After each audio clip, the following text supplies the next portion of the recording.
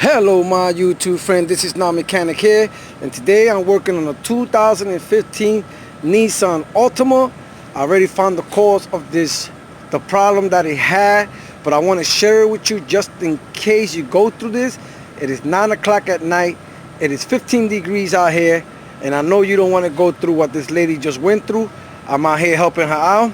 Now, this car had a click, and then it had a no start on it, and what was showing in the dashboard, it was showing low fuel and no key detected.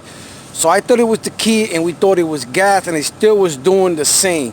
And I learned something that I don't know if it's common with this Nissan Altimas, but the whole thing was that the battery was dead. So I don't know if it's common, like I say, if the battery is dead to show no key detected and low fuel on the car, low fuel.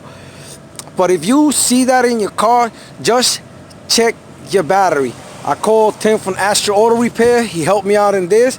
That's why I love this guy, Tim from Astro Auto Repair, because it's 9 o'clock at night, and I called him and he picked up the phone. He helped me out with this one.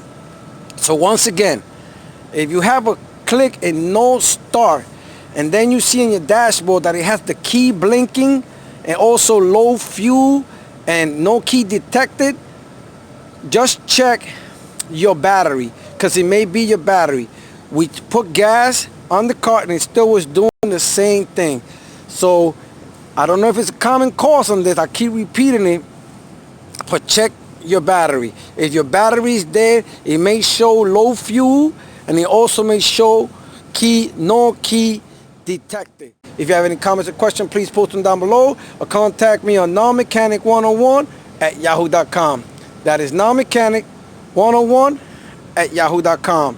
And remember, if Now Mechanic can do it, you can do it. Later.